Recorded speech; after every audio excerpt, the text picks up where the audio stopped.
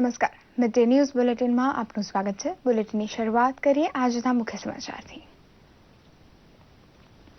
1 ફેબ્રુઆરીથી 1.18 લાખ કર્મચારીઓના પગાર ધોરણમાં 63 થી 124% વધારો મંજૂર કરતી ગુજરાત કેબિનેટ ફિક્સ પગારદાર કર્મચારીઓને 7મા પગાર પંચ મુજબના પે મેટ્રિક્સ અનુસાર લાભ એન્ટ્રી લેવલના આધારે લઘુત્તમ પગારનો લાભ અપાશે તેમ જણાવતા ઉપમુખ્યમંત્રી નીતિનભાઈ પટેલ આદિવાસી સમાજને સ્વ અધિકાર થકી સ્વ સશક્તિકરણનો ગુજરાતનો સંકલ્પ આજે છોટાઉદેપુર ખાતે આદિવાસી વસ્તી ધરાવતા 7 જિલ્લાઓનો વનબંધુ કલ્યાણ મેળો કેન્દ્રીય મંત્રી જશવંતસિંહ ભાભોર અને મુખ્યમંત્રી વિજયભાઈ રૂપાણીની ઉપસ્થિતિમાં ગ્રામસભાને મળશે વિશેષાધિકારો।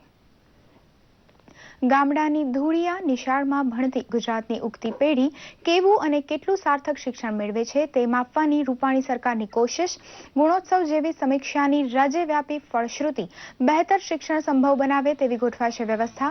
ત્રિદિવસીય 7મો ગુણોત્સવ અભિયાન સંપન્ન। ઉત્તર પ્રદેશના એટા વિસ્તારના અલીગંજમાં એક ટ્રક અને સ્કૂલ બસ વચ્ચે થયેલા અકસ્માતમાં 18 બાળકોના કરુણ મોત। ધુમ્મસના કારણે થયેલા અકસ્માતમાં 40થી વધુ બાળકો ઘાયલ, બાળકોને સારવાર માટે હોસ્પિટલમાં ખસેડાયા। પ્રધાનમંત્રીએ વ્યક્ત કર્યો શોક।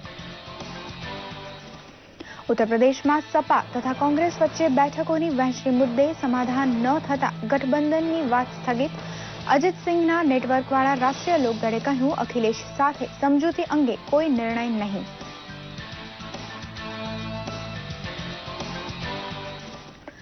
અમેરિકી રાષ્ટ્રપ્રમુખ બરાક ઓબામાનો વ્હાઇટ હાઉસમાં આજે છેલ્લો દિવસ। ભારત અમેરિકા દ્વિપક્ષીય વાતચીત મુદ્દે ઘણી સમજૂતીઓ સધાઈ હોવાની બરાક ઓબામાની જાહેરાત। ભારતના પ્રધાનમંત્રી નરેન્દ્ર મોદીનો આભાર માની કરી પ્રશંસા। અને ભારત તથા ઇંગ્લેન્ડ વચ્ચેની સિરીઝની બીજી વનડે મેચ આજે શરૂ થશે કટકમાં। પુણે વનડેમાં જીતીને આજની મેચ જીતવા ભારતનો પ્રયત્ન। પૂરી સિરીઝ પર કબજો જમાવવાની ભારતની સંપૂર્ણ તૈયારી।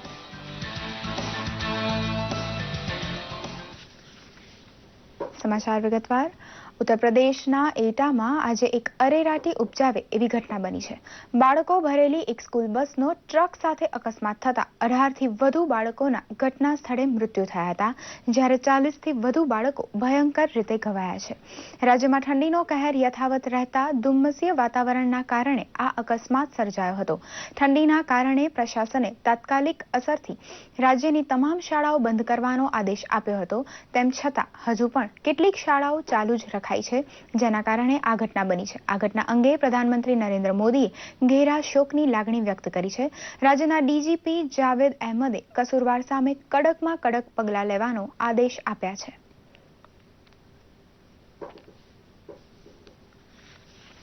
ચૂંટણી પંચના નિર્ણય પછી અખિલેશને સાયકલ પર સંપૂર્ણ કબજો મળી ગયો છે।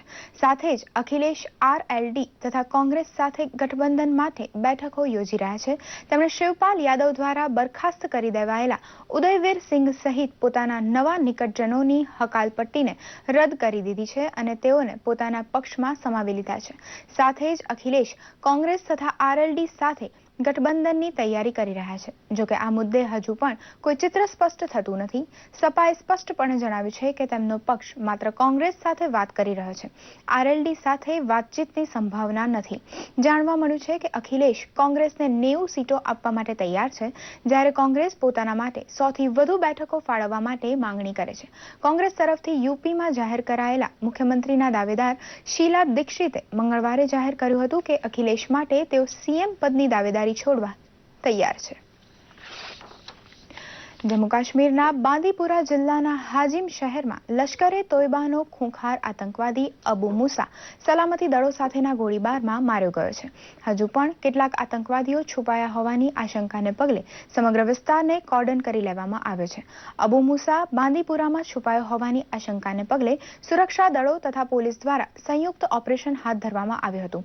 આતંકવાદીઓ સાથેની અથડામણમાં એક પોલીસ કર્મચારી પણ ઘાયલ થયો છે। અબુ મુસા લશ્કરે તોયબા સાથે સઘન સંપર્ક ધરાવતો હતો। આ અગાઉ 3 દિવસ પહેલા જ અનંતનાગ જિલ્લામાં સુરક્ષા દળો પર હુમલો કરવાના હેતુથી છુપાયેલા 3 આતંકીઓને ઠાર મારવામાં આવ્યા હતા। મારા ગયેલા આ તમામ આતંકવાદીઓ આતંકી સંગઠન હિઝબુલ મુજાહિદ્દીન સાથે સંકળાયેલા હતા। અમેરિકન રાષ્ટ્રપતિ બરાક ઓબામાએ પ્રધાનમંત્રી નરેન્દ્ર મોદી સાથે ફોન પર વાત કરી હતી। અમેરિકા સાથે સંરક્ષણ, નાગરિક પરમાણુ ઉર્જા સહિત અનેક સમજૂતી કરાર કરવા માટે વર્ષ 2015ના ગણતંત્ર દિવસ પર મુખ્ય અતિથિ તરીકે તેમનો આદર સત્કાર કરવા બદલ તેમજ ભારત તથા અમેરિકાના સંબંધોને મજબૂત બનાવવા માટે તેમણે પ્રધાનમંત્રી નરેન્દ્ર મોદીનો આભાર માન્યો હતો. આવનારા 68મા પ્રજાસત્તાક દિન નિમિત્તે તેમણે શુભેચ્છા પાઠવી હતી. બંને નેતાઓએ એકબીજા સાથેની વાતચીતમાં ભારતને અમેરિકાના સંરક્ષણ ભાગીદાર દેશના રૂપમાં માન્યતા તથા જળવાયુ પરિવર્તનને વૈશ્વિક પડકારમાં મદદરૂપ થવા અંગે વાતચીત કરી હતી. વ્હાઇટ હાઉસમાં પ્રેસિડેન્ટ તરીકેની પોતાની છેલ્લી પત્રકાર પરિષદને સંબોધતા તેમણે જણાવ્યું હતું કે બુનિયાદી મૂલ્યોને બચાવવા તથા અમેરિકન લોકોના હક તથા હિતો માટે તેઓ અવાજ ઉઠાવતા રહેશે. નવનિયુક્ત રાષ્ટ્રપતિ ટ્રમ્પને તેમણે ચેતવણીના સૂરમાં જણાવ્યું હતું કે રશિયા પર યુએસ દ્વારા મુકાયેલા પ્રતિબંધો હટાવવા એ હિતાવહ નથી. વળી સરકારી દસ્તાવેજોને લીક કરનારા અમેરિકન સૈનિક ચેલ્સી મેનિકની સજા ઓછી નહીં કરવાના પોતાના નિર્ણયને તેમણે યોગ્ય ઠરાવ્યો હતો. ઉલ્લેખનીય છે કે આવતીકાલે ડોનાલ્ડ ટ્રમ્પ યુએસના રાષ્ટ્રપતિ તરીકેના શપથ લેશે. ગાંધીનગર ખાતે નાયબ મુખ્યમંત્રી નીતિનભાઈ પટેલે ફિક્સ પગાર ધારકોના પગારમાં વધારો કરવાની મહત્વપૂર્ણ જાહેરાત કરી હતી. 7મા પગાર પંચ હેઠળ આ પગાર વધારો 1 ફેબ્રુઆરી 2017થી અમલી બનશે. 63 થી 124% સુધીનો પગાર વધારો કરાયો છે, જેનો લાભ 1,18,738 કર્મચારીઓને મળશે. તમામ ફિક્સ પગાર કર્મચારીઓનો 5 વર્ષનો અનુભવ ગણાશે. 10% HRA પણ કર્મચારીઓને આપવામાં આવશે. નાયબ મુખ્યમંત્રીએ જણાવ્યું હતું કે આના કારણે સરકારની તિજોરી પર 1300 કરોડ રૂપિયાનો બોજો પડશે. જે કર્મચારી ભાઈ બહેનોને 10,500 રૂપિયા ઉચ્ચક વેતન મળતું હતું, એમના પગાર ધોરણમાં 63% વધારો કરી 16,224 રૂપિયા 7મા પગાર પંચ પ્રમાણે પ્રથમ તબક્કાનો લાભ આપવાનો નિર્ણય કર્યો છે. એવી જ રીતે જે કર્મચારી ભાઈ બહેનોને 11,500 રૂપિયાનો પગાર મળતો હતો, એમના પગાર ધોરણમાં 73%નો વધારો કરી 19,950 રૂપિયા 7મા પગાર પંચના પે મેટ્રિક્સ પ્રમાણે પગાર આપવાનો નિર્ણય કર્યો છે.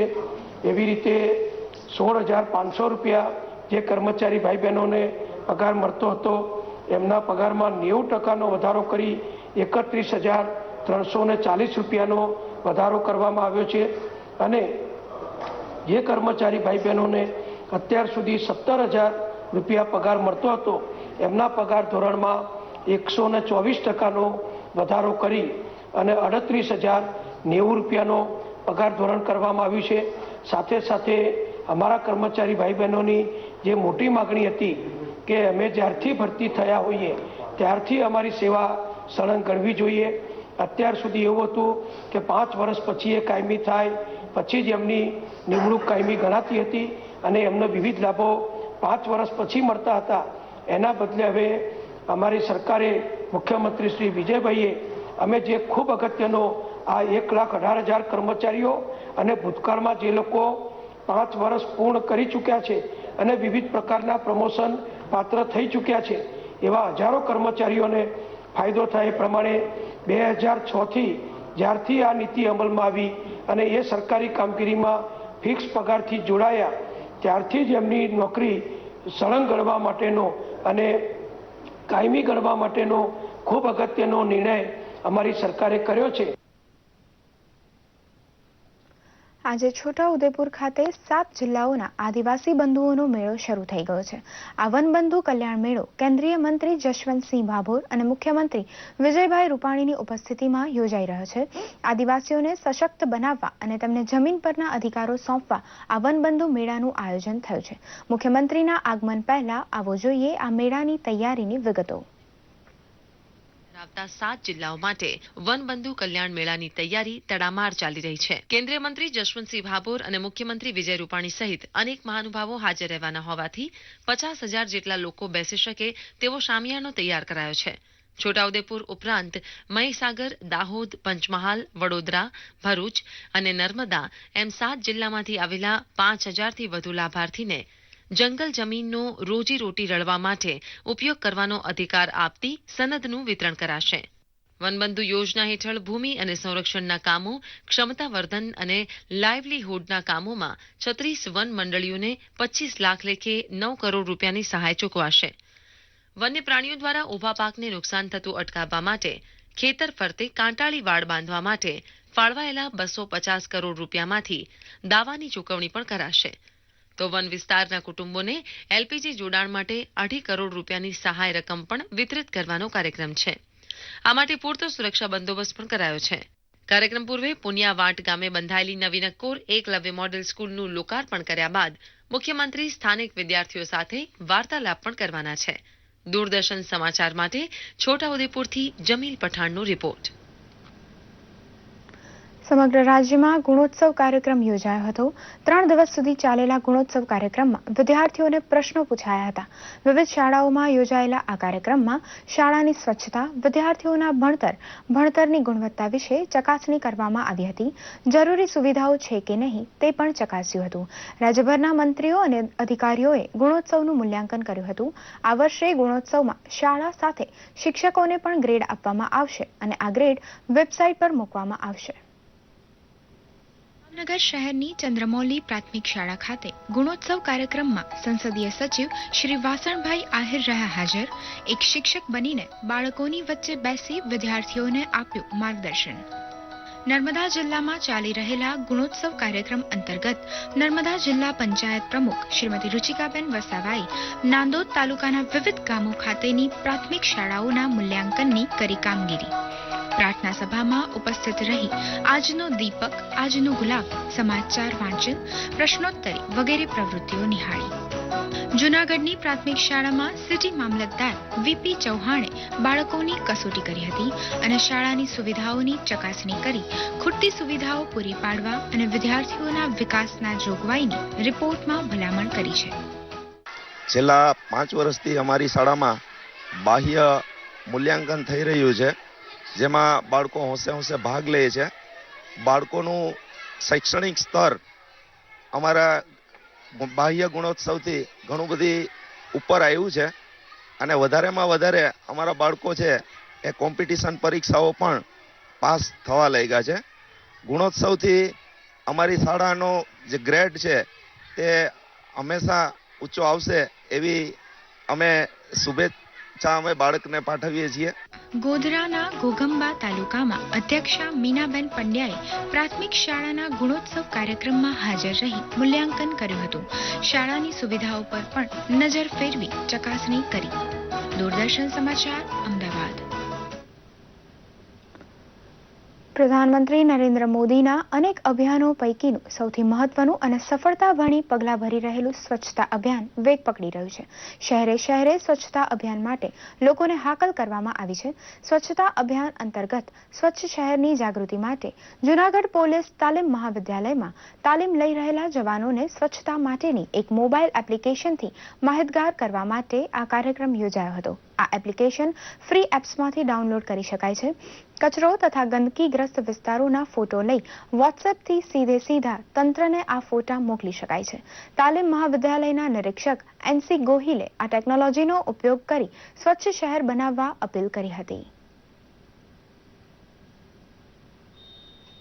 એપ્લિકેશન ડાઉનલોડ કરવા અંગે સતત અમે કાર્યરત છીએ અને અલગ અલગ જૂનાગઢ શહેરની અંદર કેમ્પો દ્વારા લોકોની અંદર જાગૃતિ આવે અને લોકો ઓનલાઈન ફરિયાદ કરતા થઈ જાય તે હેતુસર અમો અલગ અલગ જગ્યાએ કેમ્પો રાખેલા છે. જ્યારે પણ જૂનાગઢ શહેરમાં જો અસ્વચ્છતા કે કોઈ ગંદકી કે જોવામાં આવે ત્યારે એની એપ્લિકેશન ડાઉનલોડ કર્યા પછી મહાનગરપાલિકાને મોબાઈલ એપ દ્વારા જાણ કરવાથી સ્વચ્છતા ત્વરિત કરવામાં આવશે. આ સંદર્ભે અમારા તમામ તાલીમાર્થીઓ સાથે અહીંયા હાજર છીએ. મોરબી પાસેના પંચાસર ગામે રાજપૂત સમાજવાડી ભવનના લોકાર્પણનો કાર્યક્રમ સાંસદ મોહનભાઈ કુંડારિયાના હસ્તે યોજાયો હતો. સાથે જ ગામની એક દીકરીનો લગ્ન પ્રસંગ યોજાયો હતો. દીકરીના લગ્ન પ્રસંગે તમામ ગ્રામજનોએ દારૂ નહીં પીવાનો નિર્ણય કર્યો હતો. ગુજરાત સરકારે દારૂબંધીના કાયદાને વધુ કડક બનાવ્યો છે. એ નિર્ણયને રાજપૂત સમાજના આગેવાનોએ આવકાર્યો હતો. સાથે જ દારૂની બદીથી દીકરીઓના જીવન અને કુટુંબોનો નાશ થાય છે એવી સમજણ સાથે સમગ્ર ગામે દારૂ નિષેધ નિષેધનો નિર્ણય કર્યો હતો. કન્યા કેળવણી, બેટી બચાવો, દીકરીઓના જીવનને વધુ યોગ્ય દિશા આપી શકાય એ માટે તેમને વધુ સ્વતંત્રતા આપવાના નિર્ણયો પણ સમાજના આગેવાનોએ લીધા હતા. વિરાંગનાઓએ તલવારો સાથે રાસ ગરબાની રમઝટ બોલાવી હતી. આ પ્રસંગે મોરબીના ધારાસભ્ય કાંતિલાલ અમૃતિયા અને ધારાસભ્ય બાવનજીભાઈ મેતલિયા હાજર રહ્યા હતા. અને હવે આવતા યુગમાં એ પણ જરૂરી આ વડીલોના સંસ્કાર હંમેશા આપણે યાદ કરીને એના વારસાને જો આપણે જીવિત કરીએ તો આપણને સંસ્કાર અને શિક્ષણ બે પ્રાપ્ત થાય. એના કારણે આપણા ઘરમાં લક્ષ્મીનો વાસ થાય. તો સૌ વડીલોને લાખ લાખ અભિનંદન આપું છું. કચ્છના સફેદ રણમાં યોજાનાર ટુરિઝમ સમિટના આયોજનનું કાઉન્ટડાઉન શરૂ થઈ ચૂક્યું છે. ધોરડો ખાતે યોજાનાર પ્રવાસન સમિટમાં તમામ રાજ્યોના પ્રવાસન મંત્રી, રમતગમત મંત્રી અને સાંસ્કૃતિક વિભાગના મંત્રી તેમજ તેમના વિભાગના સચિવો સહિતના અન્ય અધિકારીઓ ઉપસ્થિત રહેશે. પ્રવાસન સમિટનું આયોજન સુપેરે પાર પડે તે માટે ટુરિઝમ વિભાગના ઉચ્ચ અધિકારીઓ કચ્છ આવી પહોંચ્યા છે. ટુરિઝમ વિભાગના ડેપ્યુટી ડાયરેક્ટર મીનાક્ષી મહેતા તેમજ ટુરિઝમ વિભાગના અધિકારીઓ ભુજ આવી પહોંચ્યા હતા. આવતીકાલે ટુરિઝમ સમિટના આયોજનની તૈયારીઓની સમીક્ષા કરવામાં આવશે. કચ્છના ધોરડો રણોત્સવ અને સફેદ રણને પ્રોત્સાહન મળે તે માટે ધોરડો ખાતે પ્રવાસન સમિટનું આયોજન કરવામાં આવ્યું છે. सारे राज्यों से सब स्टेट्स यूनियन टेरिटरीज के टूरिज्म ये विभाग टूरिज्म, पर्यटन, कल्चर, संस्कृति, यूथ अफेयर्स और स्पोर्ट्स इन विभागों से मंत्री, secretary tourism, senior government officials सब यहाँ इकट्ठा होंगे और ये 2.5 दिन का कॉन्फ्रेंस चलेगा. देखिए रन ऑफ कच्छ एक बहुत अच्छा पर्यटन स्थल है, तो इसीलिए ये सोचा गया कि इसको भी बढ़ावा दिया जाए. पर्यटन स्थल के तौर पे इस जगह को भी बढ़ावा दिया जाए. तो हमने सोचा कि इससे अच्छी जगह कौन सी होगी जहाँ पे सब देश से सब लोग आ सके ताकि वो भी देख सके कि कितनी सुंदर जगह है यहाँ पे. દેશમાં રહેલા કાળા નાણાંને બહાર લાવવા વડાપ્રધાન નરેન્દ્ર મોદી દ્વારા વિમુદ્રીકરણનો ઐતિહાસિક નિર્ણય લેવાયા બાદ આગામી 1 ફેબ્રુઆરીના રોજ કેન્દ્રીય બજેટ રજૂ થનારું છે. આ કેન્દ્રીય બજેટમાં મોદી સરકાર દ્વારા વિવિધ વર્ગ અને વિવિધ વ્યવસાયના લોકો માટે અનેક નવી યોજના જાહેર થાય તેવી સંભાવના છે. ત્યારે મોરબી જિલ્લાના 2 મોટા ઉદ્યોગો સિરામિક અને ક્લોક મેન્યુફેક્ચરિંગ ઇન્ડસ્ટ્રીઝ ઉદ્યોગકારોએ પોતાના મંતવ્યો રજૂ કર્યા હતા.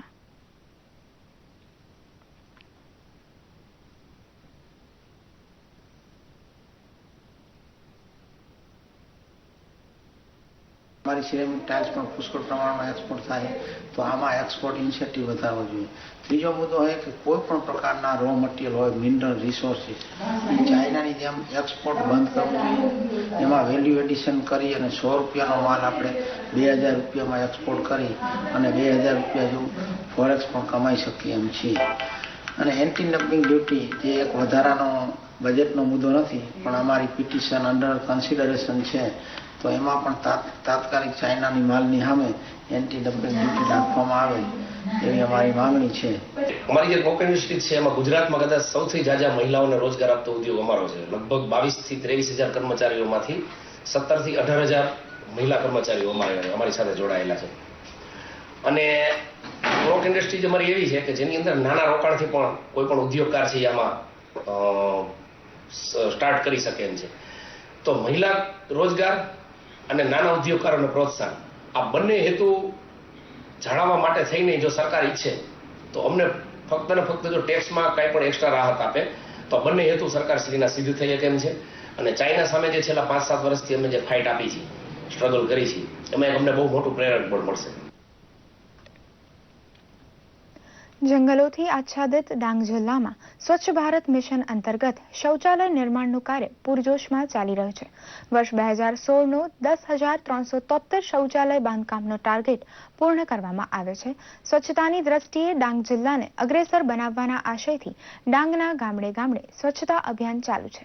કેન્દ્ર સરકારની વિવિધ યોજનાનું અમલીકરણ ચાલુ છે. મનરેગા હેઠળ 4,710 શૌચાલય બાંધવાની કામગીરી પૂર્ણ થઈ છે.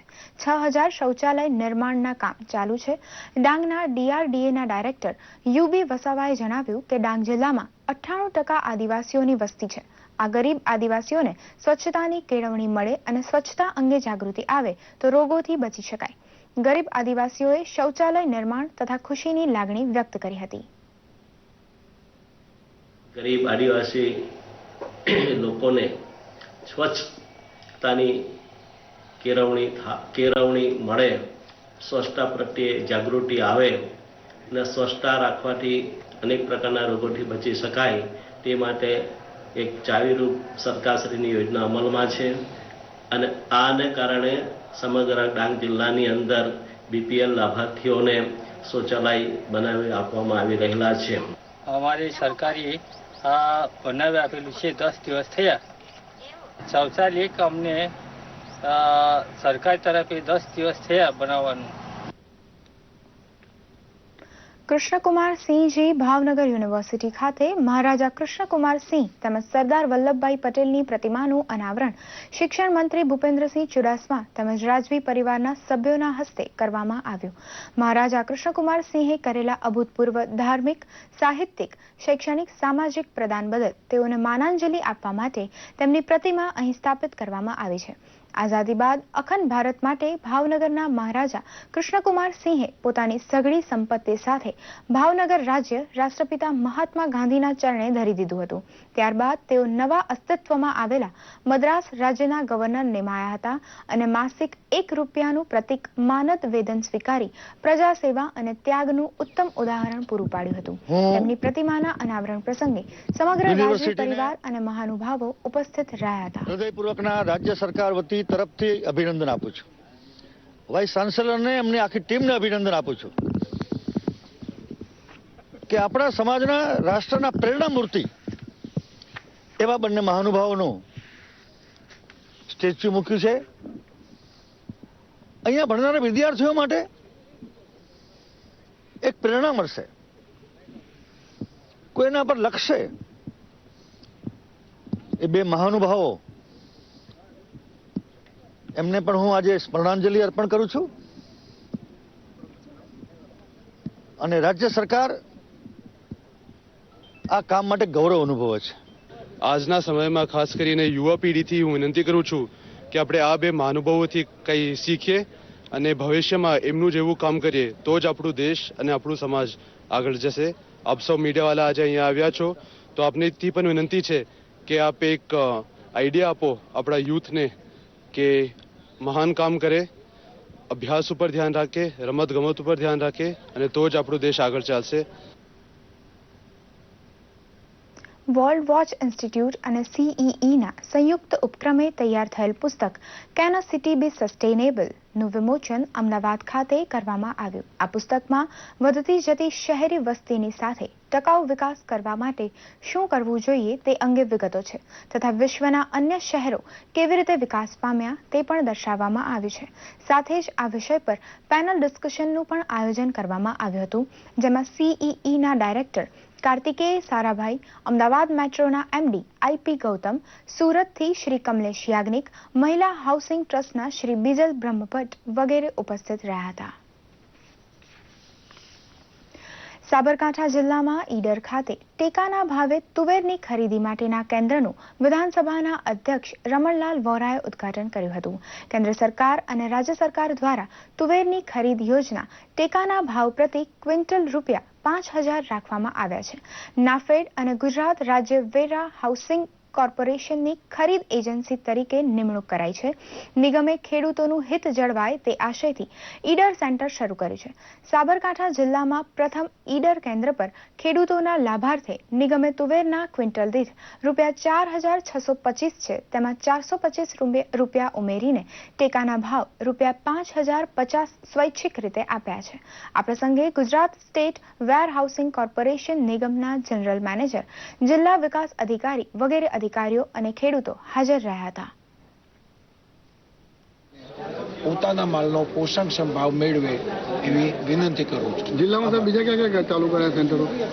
આગામી દિવસોમાં વડાલી ખાતે કેન્દ્ર શરૂ કરવાના છીએ, હિંમતનગર ખાતે કેન્દ્ર શરૂ કરીશું, તલોદ ખાતે કરીશું. આ સાબરકાંઠા જિલ્લામાં 4 સ્થળોએ આવતીકાલથી આ કેન્દ્રો શરૂઆત થશે.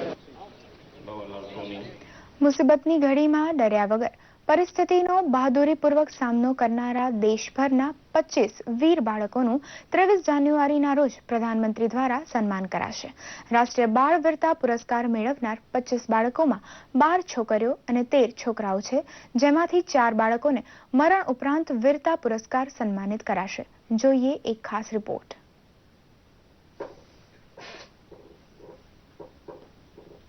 પરિચય આપતા પોતાના જીવના જોખમની અવગણના કરી બીજાનો જીવ બચાવ્યો.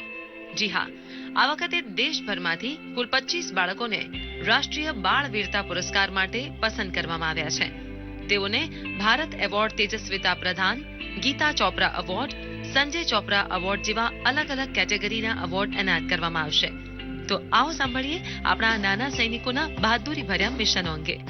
मेरी दोस्त को मैं बचा था. मैंने एक खाई की तरफ जाती बस को ब्रेक लगाकर रोका था. 4 साल की छोटी बच्ची तालाब में डूब रही, उसको खींचकर बाहर निकाली. हम लोगों ने इंटरनेशनल सेक्स रैकेट को बस्ट करने में एक एनजीओ की मार्ग एनजीओ की हेल्प की थी.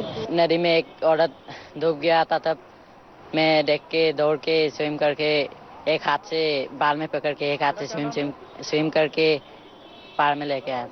मैंने अपने माँ के बिजली के झटके से बचाया और मेरी घर को जलने से बचाया. मैंने थोड़ी देर उन्हें एड्रेस बताया, उसके बाद उन्होंने मेरे बाल पकड़ के मुझे अंदर खींचा. तो मैंने अपने पाँव लगा लिए जिससे कार का दरवाजा ना बंद हो, क्योंकि एक बार दरवाजा बंद हो जाता तो वो लोग ले जाते. फिर उसने आगे वाले से एक बोतल मंगाई, कुछ लिक्विड था उसने मेरी आँख खोल के उसमें वो डालने की कोशिश की.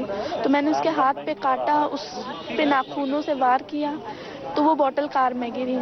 तब तक मेरी एक फ्रेंड आ रही थी, वो आ गई. तो उसने जब मेरे पैर बाहर देखे तो वो मुझे देख के चिल्लाई. उसके बाद उन्होंने उनसे देखा, फिर उन्होंने एक नाइफ निकाली जो मेरे फेस पे मारा. तो मैंने उन्हें उस नाइफ को हाथ पे ले लिया, तो वो 7 स्टिचेस लगे थे. આ બહાદુર બાળકોના સપના પણ આકાશને આંબે એવા છે અને તેઓ મોટા થઈને દેશની સેવા કરવા માંગે છે. मैं बड़े होके एयरफोर्स में ज्वाइन करना आते हैं. I want to be a doctor, so saving people. Actually want to become a photojournalist. Teacher क्यों? औरों को शिक्षा दी. I want to be an IPS officer and serve the people, and I want to write in the law and order of the state. રાષ્ટ્રીય વીરતા પુરસ્કારની શરૂઆત 1957 થી 2 બાળકો સાથે થઈ હતી અને જોતજોતામાં આ સંખ્યા વધીને 945 થઈ ચૂકી છે, જેમાં 669 છોકરાઓ અને 276 છોકરીઓનો સમાવેશ થાય છે. દર વર્ષે ભારતીય બાળ કલ્યાણ પરિષદ દ્વારા બહાદુર બાળકોની પસંદગી કરવામાં આવે છે. Bureau report, Ahmedabad. આજે સોશિયલ મીડિયામાં પ્રધાનમંત્રીએ કરેલી યુકેના ફોરેન સેક્રેટરી સાથેની મુલાકાતની ટ્વીટ, ઉજાલા અભિયાનની સફળતા અંગે કેન્દ્રીય મંત્રી પિયુષ ગોયલનું ટ્વીટ, મુખ્યમંત્રી વિજયભાઈ રૂપાણીએ ભરતી કેલેન્ડર અંગે કરેલી ટ્વીટ અને હજારો LED લાઇટ્સની સજાવટથી લોન્ચિંગ કારનો વિડીયો ખૂબ ચર્ચામાં છે. જોઈએ એક રિપોર્ટ.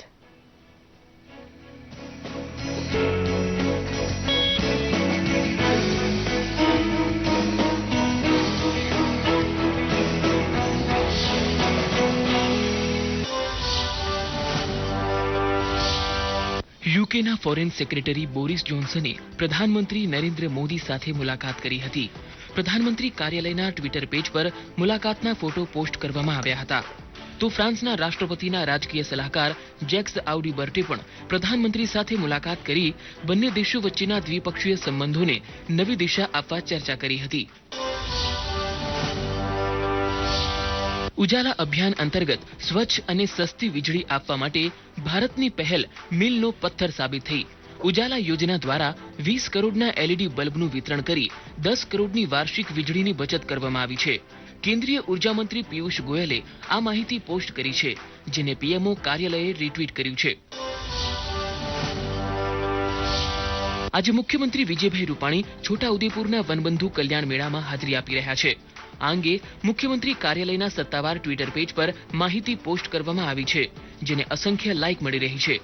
આદિવાસી વિસ્તારોમાં પંચાયતી રાજ વિસ્તરણ અધિનિયમ એટલે કે પેસાના આદર્શ નિયમોના અમલથી રાજ્યના 50 તાલુકાની 2584 ગ્રામ પંચાયતો હેઠળના 4503 ગામોની ગ્રામ સભાને મળશે વિશેષ અધિકારો, જેનાથી આદિવાસીઓને અનેક ગણો લાભ થશે.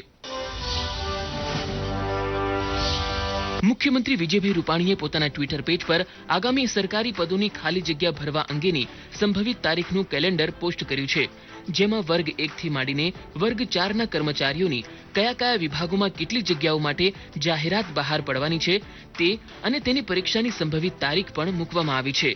રાજ્યના યુવાઓ માટે આ માહિતી ખૂબ જ ઉપયોગી સાબિત થઈ રહી છે. પુણેની મેચમાં ઝળહળતો વિજય મેળવીને આત્મવિશ્વાસથી છલકાતી ભારતીય ક્રિકેટ ટીમ આજે રમાનારી બીજી વનડે મેચમાં પણ સફળતા હાંસલ કરીને શ્રેણી જીતી લેવાના મક્કમ નિર્ધાર સાથે મેદાનમાં ઉતરશે. બીજી તરફ ઇંગ્લેન્ડની ટીમ સામે શ્રેણી સરભર કરવાનો કપરો પડકાર રહેશે. આ મેચ આજે કટકના બારામતી સ્ટેડિયમ ખાતે ટૂંક સમયમાં શરૂ થશે. તથા સાંજના સમયે પડતું ઝાકળ વિઘ્નરૂપ બને તેવી પણ સંભાવના છે. કટકમાં જો ટીમ ઇન્ડિયા વિજય હાંસલ કરશે તો સિરીઝ પર ટીમ ઇન્ડિયા સંપૂર્ણ કબજો મેળવી લેશે. હમણાં મળતા સમાચાર મુજબ ઇંગ્લેન્ડે ટોસ જીતીને ફિલ્ડિંગ પસંદ કરી છે. So Chris Woakes will start the proceedings for England.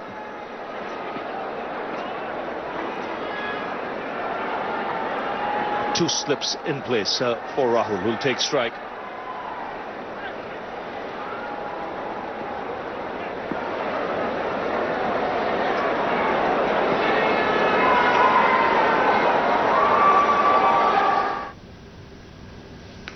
આ સાથે જ મિડ ડે ન્યૂઝ અહીં સમાપ્ત કરીએ. નમસ્કાર.